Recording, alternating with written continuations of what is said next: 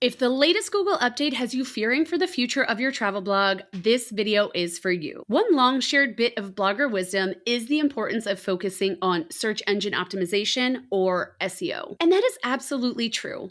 Ranking in search engines can bring long-term traffic, and there are some SEO best practices that you should definitely keep in mind, like having a speedy and secure website, considering the search intent of your posts, and including your own expertise and experience to build trust with your readers. That being said, it is possible to grow and scale a travel blog without obsessing over keywords, over analyzing the latest algorithm update, or chasing trends, and instead focusing on creating content that is truly authentic to you and serves your audience. In fact, today's guest, blogger Melissa Byron of A Solo Woman Traveling, is proof of this. After traveling solo to over 40 countries, she built a profitable business by shifting from trend-driven content to reader-first storytelling and aligned offers, which helped her sustainably grow her blogging business despite Google algorithm updates. Today, Melissa will share what authenticity actually means, tips for getting eyes on your content beyond Google,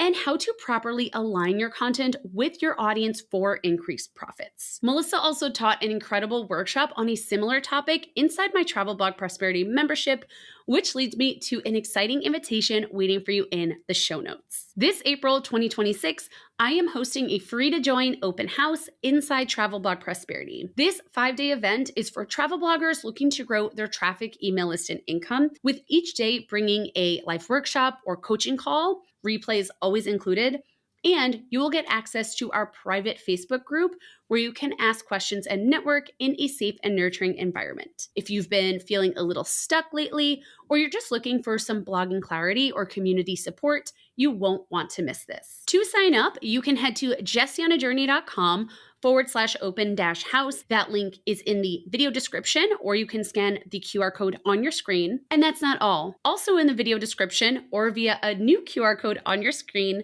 you will find a link to my free travel blogger resource library, which features 75 plus checklists, tutorials, and templates, all meant to help you grow and monetize, including an authentic blogging cheat sheet to pair with today's video. It'll help you implement Melissa's tips faster and easier. Feel free to even pause this video to go grab those resources.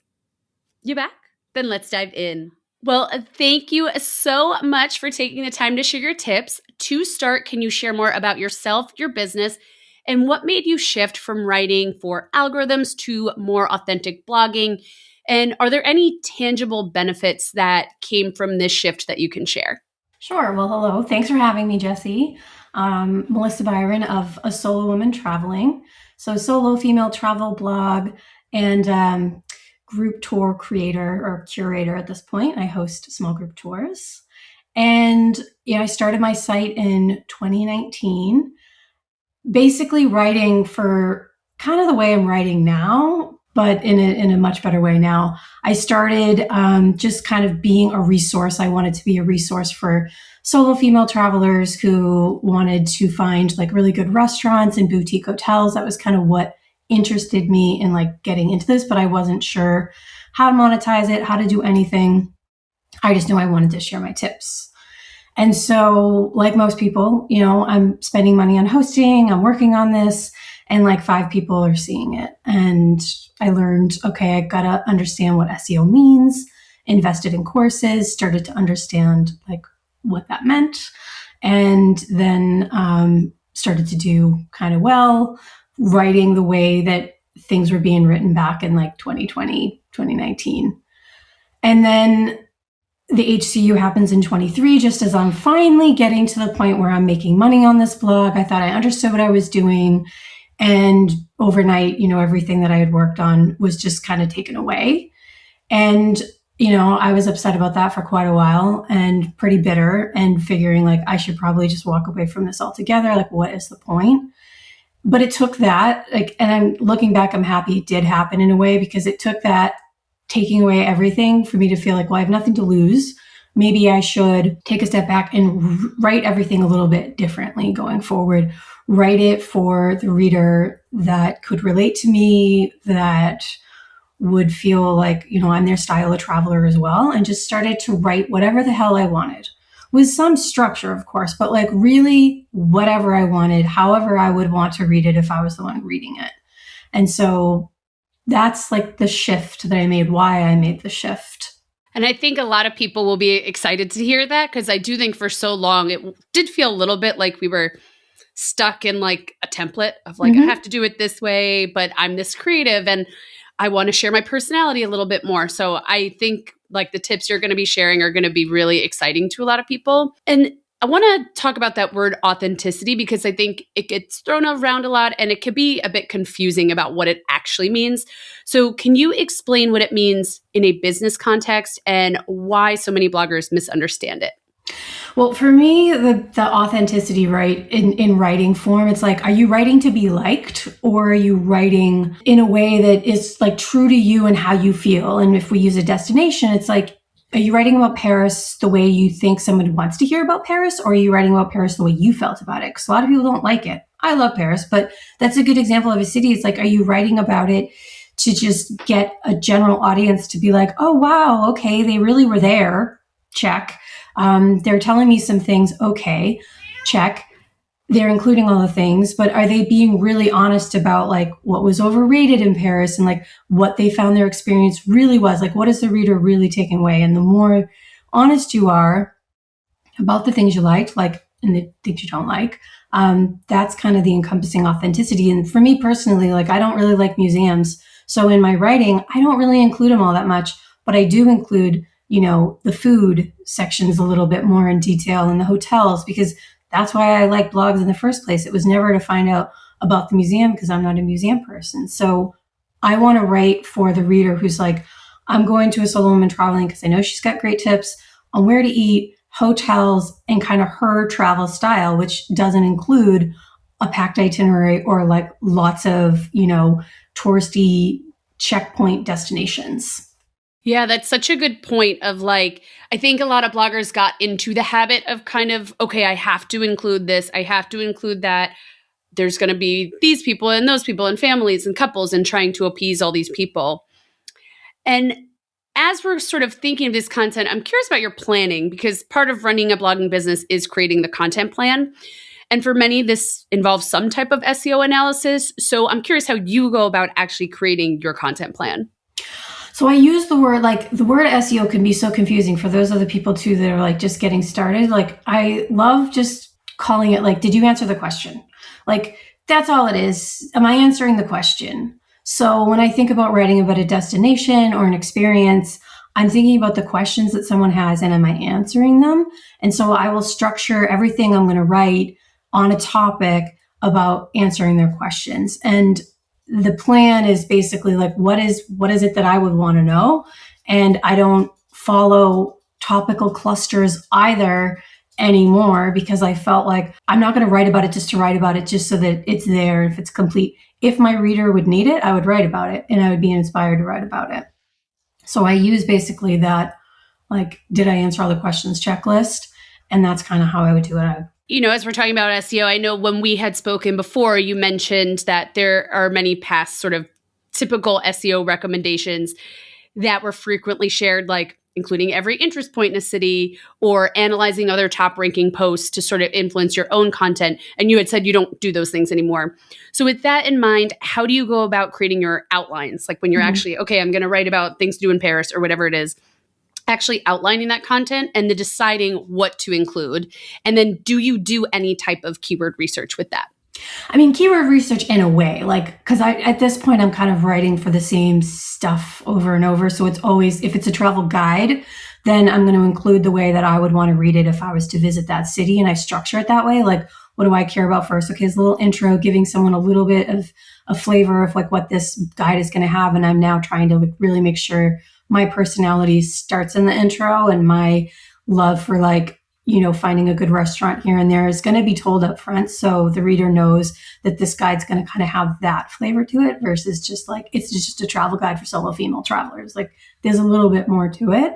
And then I just structure it like, well, when I get to Paris, what do I really need to know about transportation? Like, what stood out to me? I only write about lived experiences. I don't even like accept any guest posts or anything, because I want to make sure I did the thing, and I'm really true to that. And in the order that it was kind of important to me. So once I sort of make that structure that I think my reader would want, I do like repeat that. and I have that going. And as far as looking at other examples of what's online lately, if you do that, you're so confused because it doesn't seem sensical. And you just get thrown off and you start like getting into this pattern of like, oh, well, if they wrote that and they're number one, I mean, why am I not writing it that way? And is this really important? And it's like, it takes away from your authenticity then because you're getting confused by what's at top. And lately it could be on top for 2 weeks, 2 months, or like, I don't know, maybe a year if you're lucky. And then it's going to change anyway. So if you're going to just go back and have to rewrite everything every time something shifts instead of writing something for like how you really like it to go out the first time. So you are sort of just thinking logically, like you are thinking, how would I want to read this versus looking at other posts? Yes, that's what I think my audience would want. I feel like you do have to get to know who you're writing for. You know, you really want to be specific on that. What does this person really want to hear from me about? And what order would you think that they would want to hear it in? And building on the content, I always like to say that our content can be a powerful tool for growing our business profits.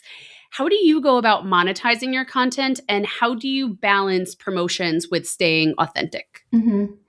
Well, should we talk about the range of stuff that I'm doing now to monetize with this brand? Because it's no longer a blog, and I feel like it needs to be more of a brand. And we've been hearing this for a while, and I'm living it now. And at first, I was like not really interested. I really wanted to just focus on the writing, but then as I really started to think about my audience and then who I am and what I could offer, I started to think, okay, if I'm going to keep doing this, like what are really the services? I didn't really want to go into digital selling of digital guides. I actually really like people. And so I started to create a community of in-person things. I do host like small group tours. And so I'm balancing like getting money from somebody who isn't going to come on a tour and they're going to read my guide and using the affiliates within that article or the advertising income I get from them reading it. And then, you know, maybe they'll actually come on a tour and I'm going to get guaranteed income from them being an in-person tour participant. So I really have I spread myself as thin as I can with all these different ways to work with my audience. And I also became a travel agent as well because I like the planning. I'm meeting people. It was like the next natural step for me and what I'm doing. And how are you using the content itself to promote your tours? Are you like mainly covering the destinations you operate in? Do you share about your tours in that content? Like how exactly are you sort of positioning the tours? Yeah, I mean, for solo female travel guides, it's kind of like, well, if you don't really want to go alone, if you've decided you read this and you thought, yeah, doesn't sound like I want to do it. If I'm offering a tour, that's where I'll put in, you know, that I'm hosting a tour there. I do obviously promote them on Instagram and YouTube kind of, and maybe TikTok, but mostly to the blog. And how are you kind of creating that balance? Are you promoting in each guide, or are you doing like every other guide? How do you sort of make sure you're not over promoting, I guess? As long as it would make the intent sense, like if somebody's, you know, I'm not going to put it just because it's France and I have a trip in France. You know, if the post is about, you know, how to get around, it doesn't really make sense to be like, oh, come on my tour. But if it were like a safety post or like I had said, like something really relevant to like traveling alone, then it would make sense to put it in there. So I choose per the guide. And how can a blogger tell when their content or offers are misaligned with their real expertise or audience? Well, that first question of like, are you writing to be liked? You know, really read your content. Like, are you having a hard time writing it? Because back in the day when you felt like you did have to write for everything, like I really struggled to write certain kinds of posts that I thought I needed. And I felt like if it flows out of me, that is a sign to myself that like, that's within my alignment. Like I feel aligned writing this. If it feels like a chore to write it, or you're like really like having to do so much research because maybe you didn't really live the whole experience, then how authentic is this? And then you just, you know, you're writing to rank and that can only go for so long and you'll end up resenting it in the end. Yeah, and I think that's also speaks to kind of I mentioned expertise in the question, but I feel that way so much with my New York City site where I lead photo tours in New York City, and that content is so easy to write. I can really go deep on like really unique tips that I don't see anyone else sharing because I live here. And then people will also come to me. I don't even really, I mean, I do promote I promote in every single post and in my menu and all the places. But people also will come to me, maybe they didn't see my like custom itinerary sales page, and they'll be like, do you plan trips? I love your New York City tips. And I feel like it's because those tips flow so easily and they're unique and local and, authentic and not, again, not something you can easily get ChatGPT to sort of spit out, which is so important nowadays. Yeah, I mean, people can tell when you're passionate. Like I've had people write me and it means so much when they do too. You're like, oh, really, someone's reading this and they really appreciated like what you shared. And, they can tell. Like, so it does have to come from that place of like real, true, I love doing this and I really have something to share versus like, I'm trying to make money and I'm going to do something really good, but I ultimately just want to make money. I mean, obviously we have to make money, but you gotta, if it's not working, you gotta ask yourself, like, maybe this isn't the right thing anymore. Yeah. And if someone listening maybe feels stuck creating content that performs, maybe people are seeing it, but doesn't convert, they're not maybe getting, the affiliate income or the product sales, service sales. What is the first practical step they should take to realign their business? I mean, polling your audience to find out what it is that they're really looking for, like understanding what they're really looking for, I think is key because you might be writing something that's like kind of performing, but it's not doing anything. I mean, I think this actually is a good thing to use ChatGPT for, is asking those questions to kind of spark some ideas if you're feeling stuck, being like, hey, this is what I'm doing, this is what I'm offering, and it seems like people like this, but they're not really buying. Like, can you tell me some ideas of why? I think that's like a great use for these AI tools, is to kind of get that other perspective. We're talking a lot about conversions, but of course, traffic and visibility is still important and can help you get those sort of conversions. How can bloggers continue getting eyes on their content when they're not optimizing for SEO, at least in the traditional sense? And, they're not optimizing for maybe algorithms and trends and these things that we've typically optimized for. Are there specific platforms or distribution methods like email or Pinterest or anything that work best for this style of writing?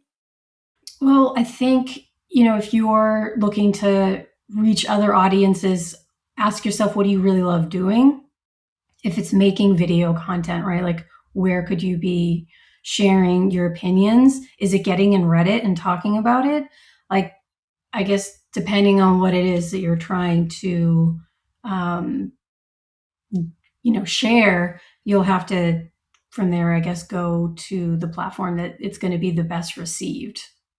Are there any specific platforms that you're seeing success with right now? Like, where do you feel like you're getting most of your eyes? I think I'm getting most of my eyes from the blog, a little bit of Instagram right now. I'm trying to ask everyone when they find me for my tours. For the blog, I am getting people finding me through the traditional SEO, Google searching for something, a little bit of ChatGPT. But I have to, because I can get thrown off. Like if I see a lot of people doing well on YouTube, I'm like, oh, maybe I should just jump over there and kind of make more videos over there. But it's like, that doesn't really call to me and it doesn't really feel authentic. So I'm not going to do it because it's trending. I'm just going to kind of do it where it feels the most comfortable for me. And right now it really is just the blog, and then starting to announce on Instagram and getting more comfortable with that. So I want people to really try to do whatever comes the easiest to them when it comes to getting their stuff out there. I mean, email is really great if you can be yourself. To these people, love reading the way that you're writing your guides. It's a lovely place. Facebook groups are, also another place where you can kind of share in this format of like, this is my honest opinion about a place. With the sort of authentic content where you're not necessarily doing, again, the traditional SEO stuff, are you still getting a lot of that traffic from Google and different organic search, DuckDuckGo, Yahoo, all those places? Yeah, I mean, Google's the one I focus looking on the most. So I'm sure, I know Bing sends me a little bit of traffic. But yeah, I am still getting traffic from there. But there's so many, I'm not counting on it basically. There's so many updates in a year, and you can feel really good about it for a really long time, get a little too comfortable, and then an update happens and you're devastated. And it's inevitable, in my opinion. And that's the thing. Like, and I'm in a lot of the Facebook groups, and I can just understand how painful it is for all the bloggers because I've personally lost it all. I'm going through a little bit of a cycle of loss right now. And I have to just be comfortable with that because it isn't about my content really. Like if I wrote it in the most authentic way and I feel good about it, I'm going to leave it there and not rush to change it, rush to try to figure out what went wrong because there doesn't seem to be any real reason. And it's a hard pill to swallow, really. Like if you're doing this and you're like, but there's got to be a formula, there's got to be a way to do it. There may have used to been, but it just seems like now, it's a snow globe and it gets shaken every once in a while. And you could be at number one for like 6 months and then you're at number 66 for, I don't know, a year. It just doesn't make real sense, but that's just the way it is. Yeah, I think it's so important nowadays I know we've been saying this for a while, but diversify those traffic streams. I mean, the email list is great. You own it. I know for me, even with all these ups and downs, I always feel good knowing I have an engaged email list. That's like, to me, one of the most important, probably the most important outside of the actual products and moneymakers asset that I feel like I have. But do you feel like with all these Google updates and things that are happening, this authentic style of content, it almost feels like it would be more of an asset because now people have a reason to be a part of your community versus just a page view? Exactly. Like you want to get readers who really like the way you're saying it and like your style of saying it. And they're going to try to find you for your other recommendations, reach out to you personally. And I think it will uphold. That's why I think it is so important to build outside of just having a blog and like get into the Facebook groups, make a group, get on Instagram, talk about it, make your own membership. I've thought about that for the thing that you love talking about the most. Like for me, it's obviously solo travel and boutique travel and all this stuff. But for others, it's like, I saved all this money. Like if you're a budget traveler, like there's so many cool things you could probably, I would say you should do to, talk to all the other budget travelers and really make a big thing about that. And they'll come to you only to find, these answers.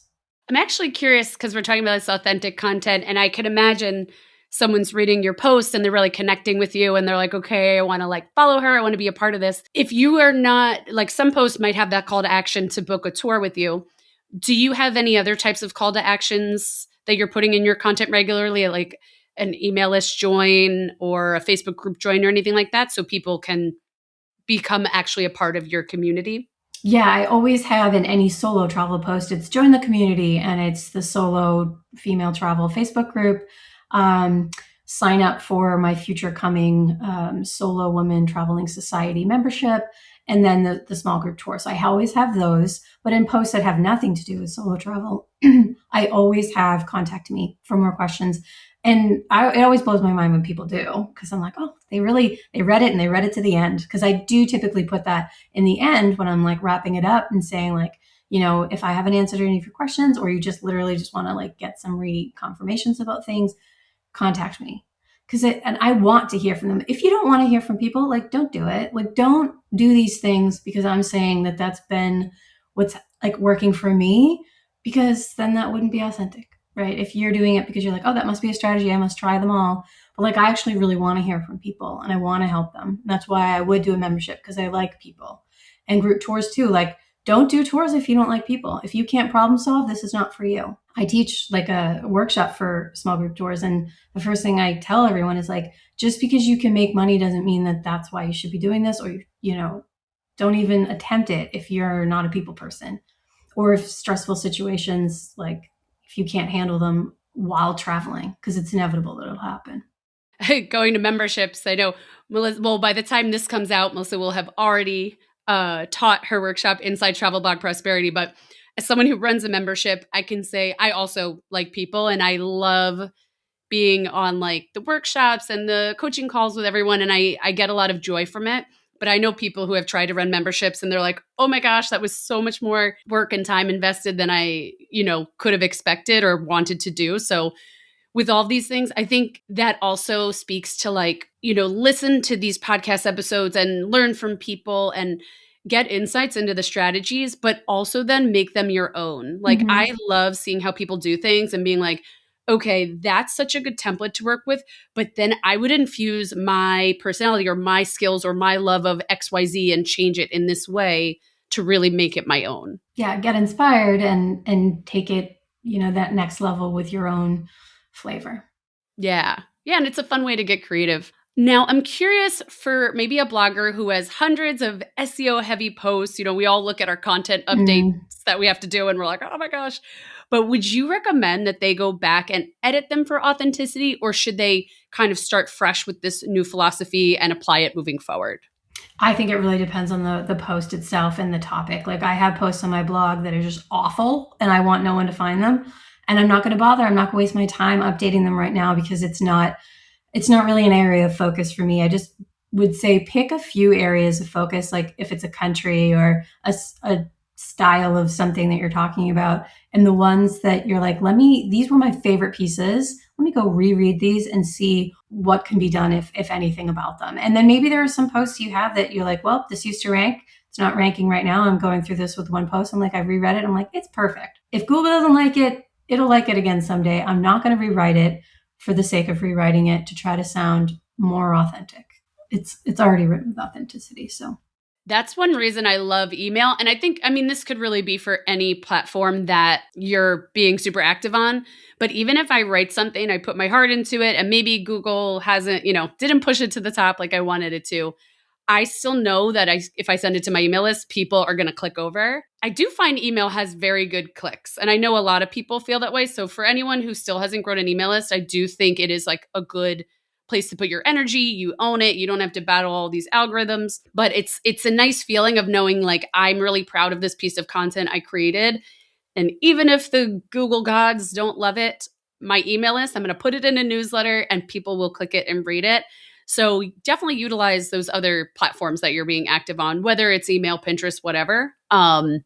Google isn't the be all end all, the only place that you can get traffic. 100%. Well, thank you so much for sharing your tips. Before we sign off, can you just let everyone know where they can find you? Yeah, on Instagram, it's a solo woman traveling. And for the blog, it's actually a singlewomantraveling.com. You'll see it redirects, or it doesn't redirect. It's just a singlewomantraveling.com. Amazing. And I will have both of those linked in the show notes. All right. Now, I hope you enjoyed this video. I hope you feel inspired and empowered to create authentic content that helps you monetize your blog and build a community. Don't forget to grab access to the free travel blogger resource library that I've linked in the video description or via the QR code on your screen. There are a ton of resources in there on growing your community and increasing your blogging profits, including an authentic blogging cheat sheet based on today's video. Make sure to also sign up for the free Travel Blog Prosperity Open House happening this April. It includes 5 days of live workshops and coaching calls meant to help you take your traffic, email list, and income to the next level. You can head to jessieonajourney.com/open-house to sign up. That link is in the video description, or scan the QR code on your screen. And of course, make sure to subscribe so you don't miss future videos sharing these strategies for bloggers who want to turn their blogs into profitable full-time businesses. Happy blogging!